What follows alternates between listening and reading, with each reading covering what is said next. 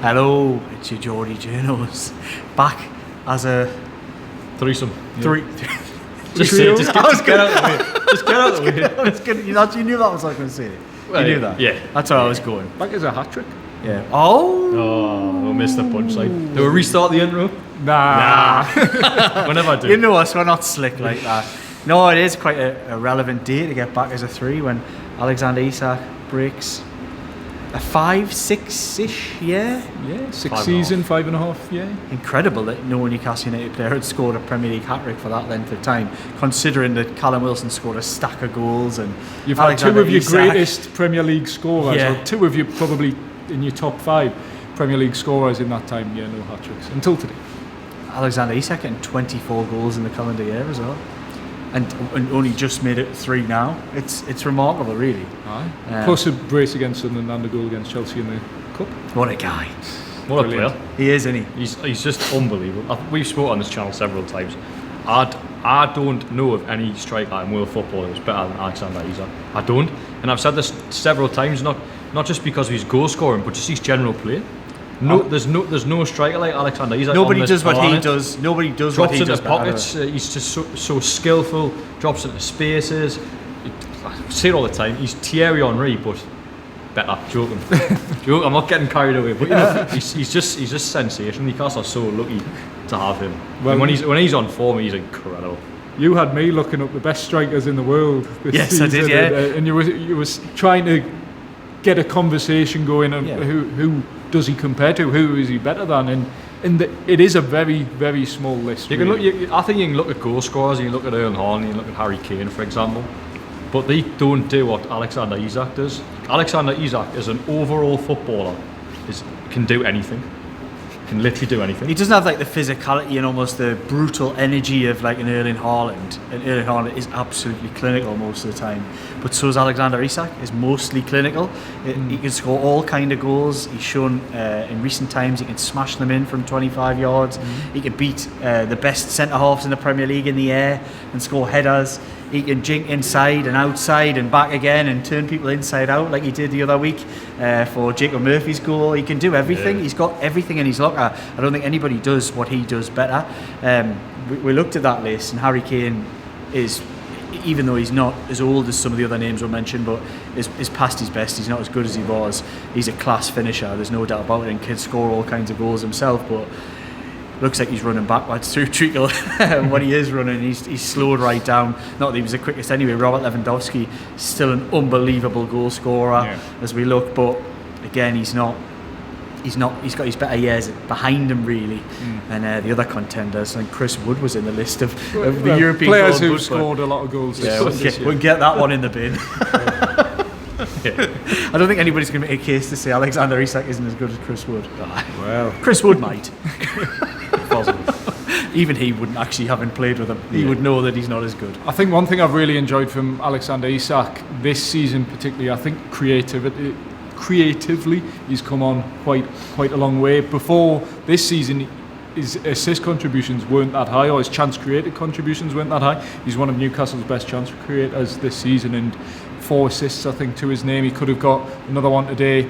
3 goals, great performance from him. If there was possibly one negative to Alexander Isak, I'd say he can be prone to drifting in and out of games, and we saw that on Wednesday night where he had a quiet game. He's not always the focal point, but that's sort of the way he plays. He's not always spearheading the attacks. He does drift around in games, and that can sometimes, if teams choose to mark him to a man, can lead to quieter performances. But it was not that today, and came out the blocks racing, 25 seconds in, bang, great finish. It was a great finish. And then a 3-minute check for whether Jacob Murphy was offside. 3 minutes.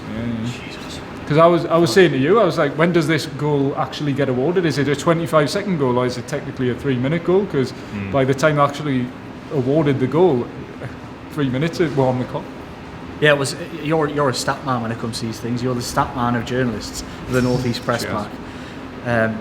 Another stat man of probably the footballing pack at Newcastle United is Jacob Murphy. Yes. Got another goal today, got another couple of assists, and that second assist for Isak's hat-trick Yes. was Cheeky boy. absolute filth, wasn't it? Like it I said genuinely was. you say Phil. It was. You get the gist. It was. mean the same thing. It was. It was a back-heeled assist for an ISAK hat-trick, and having smashed one in off the underside of the bar. Look, Jacob Murphy's probably not the answer to many questions at Newcastle United, and probably never will be. But his statistics, you know, in terms of chance creation, assists, and when he adds goals, which he has little spells where he can add goals. I think a confident Jacob Murphy has been able to plug a gap that needed plugged, and all credit to him as well, because he isn't the most talented player in Newcastle United's squad. He isn't the best, he isn't the most consistent, but he always seems to be able to come in for little spells in seasons, 4 or 5 games here or there, and contribute. And I don't want to use the praise of Jacob Murphy to be a criticism of another footballer, but I hope Harvey Barnes is sitting watching that on the bench and he's frustrated and he wants to become what Jacob Murphy, because that's what he was signed to do. He was signed to be the player that Jacob Murphy is being. He was signed to replace players like Jacob Murphy, but hasn't been able to do so. So for me, I hope Harvey Barnes is taking note of what he's seen from Jacob Murphy and saying, look, if I just put that little bit more in on the pitch, a little bit more graft, I'm a better. He'll know himself, train every day. I think I'm a better finisher than him. I think I can do more than him. I think I'm a better player. I mean, he cost £40 million. What's Jacob Murphy worth? You know, I'm just joking, really. Look, I kind of. There'll be people out there think he's trash, think he's rubbish. People out there think he's brilliant. He's neither of those things. He's somewhere in between. He's somewhere in between. I think he deserves big credit though, because Newcastle were coming into these recent games on the back of a team that a little bit dysfunction in terms of the attacking, where you were plugging gaps, you were trying to put Joe Linton on the right, and okay, it worked for maybe a couple of hours of football, but didn't work in total. Then you were moving Gordon over, and Gordon wasn't at his best. Jacob Murphy's came in and just actually added a real balance to that right hand side, where you've got players in the actual positions. And to be fair to him, his numbers are incredible for the last 3 games. 3 goals, 3 assists. That's the best. Outside Visa, that's the best stats in the front 3. Yeah, Fair play to him. I said to you, because we were talking about the type of players Newcastle have, and it seems to be they have players who are great athletes or great technically, and Jacob Murphy almost falls into both, because I said he hits a sweet ball, Jacob Murphy. He definitely did that for the second goal. He's always just lacked confidence. I remember him under Rafa when he first came in, and you guys will too, most everyone else will. There was flashes there that, there's actually a decent technician who can strike a ball with his left foot as well as he can his right foot most of the time. Yeah. And he's quick and he can get past somebody if he needs to, but just really lacked confidence. So I actually think it's amazing to see the player that he's flourished into.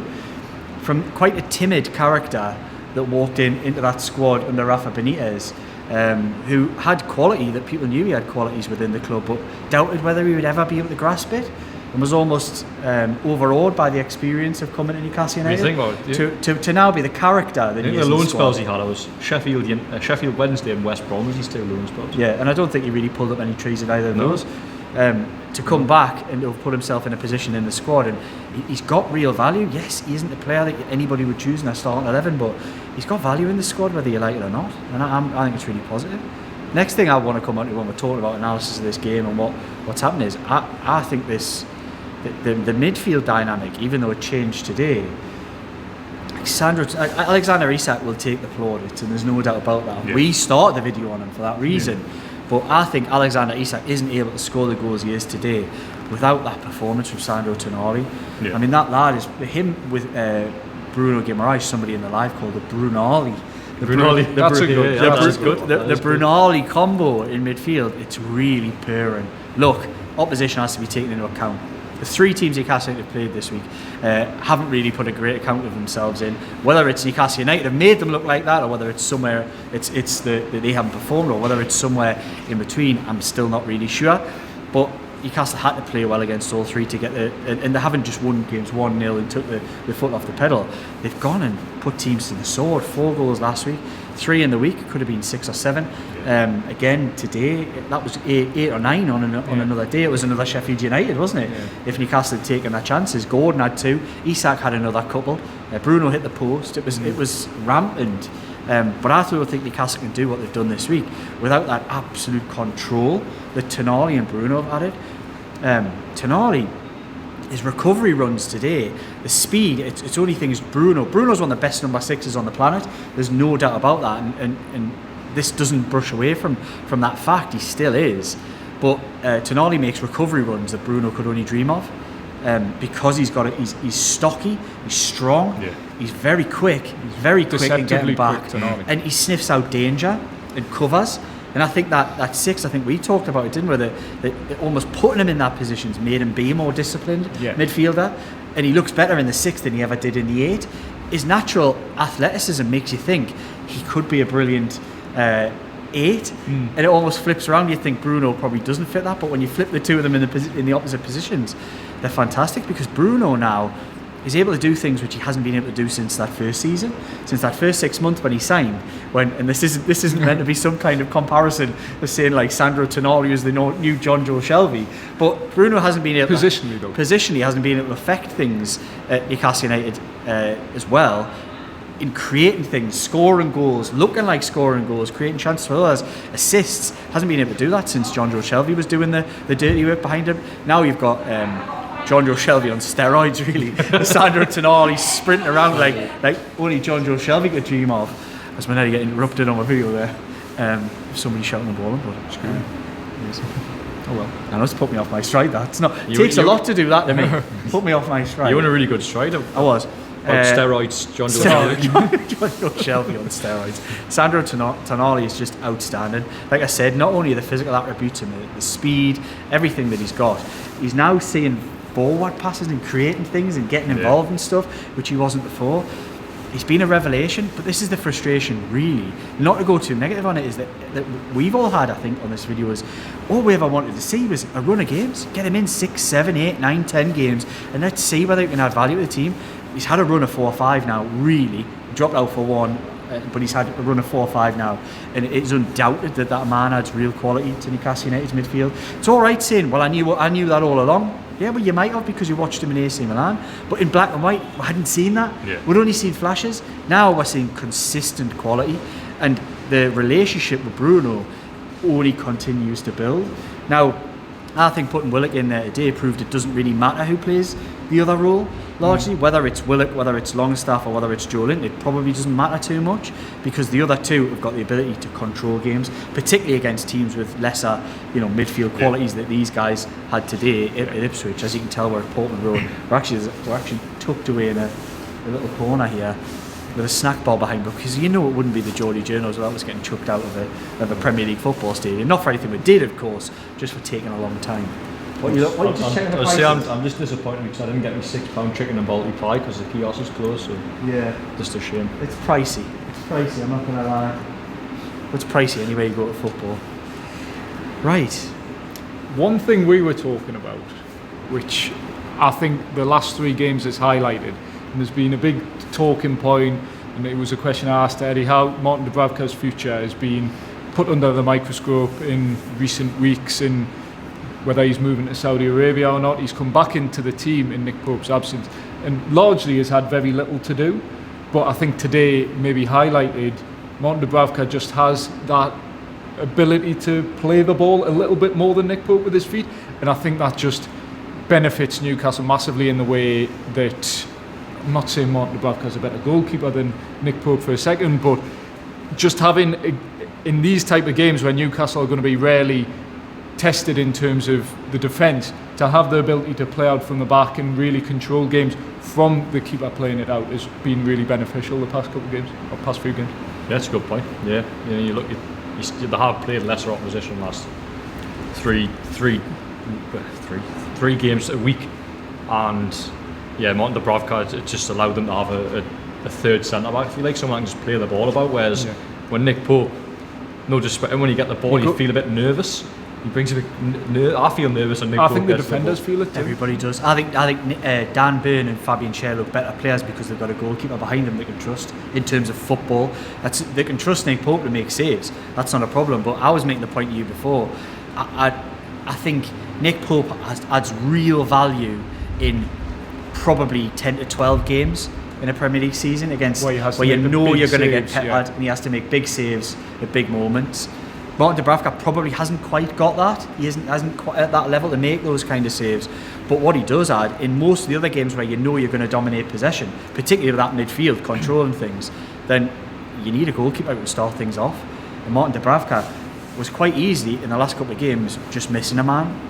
Like, just miss a man and play it over the top and get them moving down the other side. That dynamic is, in modern game, can't be overlooked. Yeah, and I don't for one second believe that Martin Dubravka is the answer to any questions at Newcastle United. I think his time is probably up.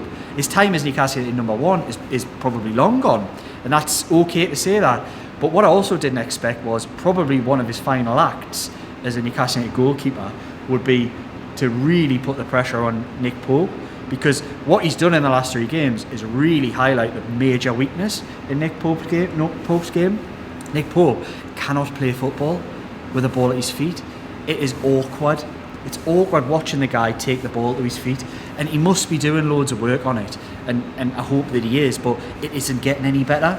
Yeah. It's one of those things that it's really tough when people get to a certain age to teach technique, and he just has none, and he's limited in that respect. I didn't think Martin Dubravka coming back in would put that nail in the coffin, and I think really when you look at it, like I said, I think Newcastle United need a goalkeeper who can play, and for me, they have to go and get one now.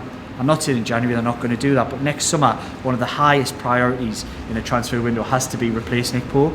That doesn't mean I'm devaluing what I think Nick Pope's been. I thought he was transformative in that summer with Isak and Botman. He was as big a factor in Newcastle United improving, coming in for Martin Dubravka.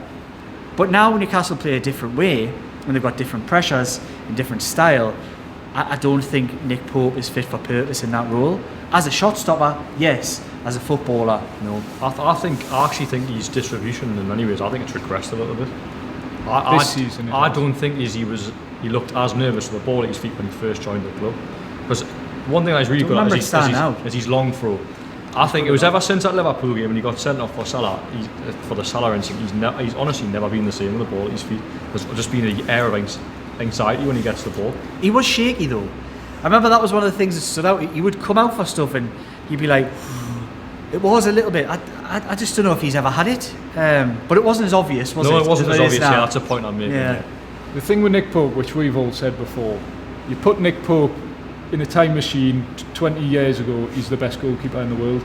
In the modern game, it's the shortcomings are there. And Martin Dubravka, okay, like we've said, the limitations are also there too.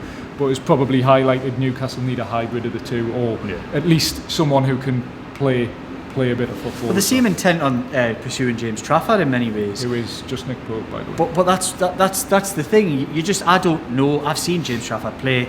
I haven't really picked this out massively, but you just only have to look and see what Burnley fans say about him. Right. The Ipswich goalkeeper came in. That we watched today came in for James Trafford because Trafford was couldn't out play as much, and we've just watched him today try to play the ball out with his feet. And well, he's a bomb scare, so he was at Burnley as well. He was to blame for probably 10 to 15 goals that they had, and they had to bring Trafford back in. But I don't think when you look at what Burnley fans say about Trafford, they talk about his distribution. It needs improving. So what they're going to do? Go and pay 30 odd million quid for another one? Another one that doesn't do it? No, I think they need to go the other way. And I think, like I say, the amount of times Newcastle United, as they progress up the league, and they are progressing in some respects in terms of the way they dominate. They haven't, even in the season when they finished in the Champions League, they didn't really dominate teams like what they have now. They're really dominating. Like I said, it's only Brentford, and I think it shows the disparity as well. I mentioned it in a previous video. The newly promoted teams in particular, or the bottom 6 in the Premier League, compared to just the teams in the top half, the likes of Newcastle, Aston Villa, the big 6 type teams. The top 8, 9, 10 are very different to the bottom. But I would say on that, and I don't know, it's first game of the season, but they did play a newly promoted team and probably deservedly should have got beat against Southampton. So you can only beat what's in front of you in many ways. So I think you can probably see progress from the first game of the season and now, because Southampton are newly promoted. I mean, but they played badly against Southampton and had 10 men and still won. Yeah, shows the levels. It wasn't pretty though. No, so I think they've got to. I think they've got to. I mean, I know you want to talk about the manager as well, don't you? Yeah, I think we've critiqued them at times. We've critiqued them quite a lot on this channel because we were seeing recurring things happening. We didn't see any fixes. I think that's still to be answered still, because I think you look at the 3 games that I've had this week, as we talk about opposition, probably the easier opposition. But I think, based from the reaction of that Brentford defeat and how flat it felt in that second half, I think he deserves no amount of credit. Because we said it was a big week, 3 big games, and they've came through absolute flying colours. They've barely broken a sweat. Now I think the manager deserves credit for that. 11 goals, 1 conceded. That's Newcastle and Eddie Howe at the best. Yeah, and if they can continue that, then that's excellent. And I just think he deserves a shout out, because there was a lot of criticism after that Brentford game. Certainly what I've seen, we were critical, and they've responded. And I'd say they haven't just beat these teams, they've generally just played them off the park and eased through. It's felt like they've barely broke a sweat, so I think he deserves credit. Been 11 goals going on 25 really, and it's yeah. all you can do. And this was a problem that we were talking about, where you go play so well against Liverpool, you score 3 goals, okay, you don't win, 3-3 draw, but then you go to Brentford and you can't carry it on. Now they've played 3 teams who you'd expect them to beat, and they've wiped. So what was the comment? Them. What did Eddie Howe do at Brentford that he hasn't done since? Not play Tonali, and also Jacob Murphy? Oh no, Jacob. It was Gordon. He took, it's not Gordon. I don't think Gordon had a great game today. I think he tried his best, but just didn't quite. But was a frustrating one for him. It doesn't matter. You know, Gordon was brilliant on Wednesday. ISAK was frustrating. Yeah, the 2 of them alongside him. But I thought Brentford in this good age badge, because they've got some really tough games to come. Actually, Aston Villa, Manchester United. But I thought after Brentford, it felt like a bit of a tipping point for a lot of the players when you had Bruno coming out and using words like "what a mess." It felt like there was an inquest that week. It felt like it was an inquest in the week leading up to the Leicester game, where it's like, this cannot continue. This is so bad and so inconsistent. I think the players have took responsibility, and I think obviously the work of Eddie Howe, and Eddie Howe was. He said hard work, because I put that question to him. I said after Brentford it was critical. Big questions were asked of you, of your players. The response has been as perfect as you could have hoped for. How has that happened? And he went, it's hard work. They're not getting too high or too low. The team after Brentford, the away game didn't feel too down, too sorry for themselves. They just got on with it and went, we're good players, we're a good team, we're going to get the results, and that's what they've done. I just hope Aston Villa's not another West Ham. I think that it feels like they've got momentum now, and it feels a little bit different to the last time when they beat Forest. So Aston Villa are a better team than West Ham, but I hope they can carry that on and win, and then I think you're probably looking at them turning the corner, because the signs have been there. 11 goals, even when they were going through that run of games and they beat Arsenal, Chelsea, Nottingham Forest. It wasn't as free flowing. Okay, they scored Nottingham Forest, but what they've done this week is what we associate, or what Newcastle are, and what we knew they were two years ago, which is what we hold them up to is the best version of themselves under Eddie Howe. I think that with potentially better players as well. It hasn't been as consistent, but when you look, you've got a midfield with Sandro Tonali and Lewis Hall at left back, 2 of Newcastle's best players for the past month. I think if you go, who've been Newcastle's best players over this run, Lewis Hall and Sandro Tonali. The midfield. So you got Hall, Gordon, ISAK, Bruno, Tonali. The rest you need to make something of. Yeah. There's good players in the rest of the players, but I think that's the dynamic. That can't be a successful team. If you can add to that with another 1 or 2, and others will do a fill-in job. For me, it's go and get a keeper who can pass the ball, who can play and do a bit of the goalkeeping stuff as well. Obviously, it's probably go and get another centre half to complement what they've got, because I'm hoping that Sven Botman comes back and shows first season form compared to what he did last season when he was obviously injured. But hopefully we can add him into the mix. Then you've got other players who can still do jobs here and there. Livramento was having a bad run of form, it's fair to say, but there was flashes there. There was flashes there in the second half. I think his distribution, and he gets to a certain point, and then the attack stops, and he turns back and runs backwards. I want to see more from him, but he's a young player who's still developing and hopefully gets better. But players like him can still do a job. Cher can do a job. Burns been brilliant this season, really, in the main. Joe Linton obviously can do a job in midfield, and then there's others as well. So just add to that mix. If they can get 2 or 3 more, then you'd look and say, it's pretty much, it's getting there, and that's a positive place to be heading into Christmas. So It's an interesting point. Like you go back all the way to the summer, and you were speaking to Paul Mitchell about players being like new signings. Sandro Tonali's been like one. Yeah, really Lewis has. Hall has been like Really one. has. And then now you've got one on the horizon potentially. Let's hope In Sven Botman. I mean, he's definitely had a Newcastle career before then, but obviously he's been out the best part of a year. So he'll re-inject something into Newcastle's starting 11. Hopefully. You forgot one? Who's the other one? Callum Wilson. You didn't doubt himself. I was like, what? You've upset me. No. That was a stern face. Upset Callum Wilson. I'll not joke again. No, do a joke. Right, a quick word for our sponsors as well, because I'm absolutely freezing. I've been outside for about the last 6 hours. Ipswich Town have really upgraded the press facilities, but have done it at opposite ends of the stadium. You didn't have to climb them stairs again. It's level 7 down, level 7 up. It is, and we did it a few times today, and I couldn't do it again, and I had to stay up there to do the video and the live. Everybody who tuned in, thank you very much. But I had to do it up there, and you guys got the warmth, the lovely warmth of the press room, and looked after. Yep. You couldn't even bring us a bottle of water. I used to. But don't matter wait for his rice. I was waiting half an hour for some rice. Yeah.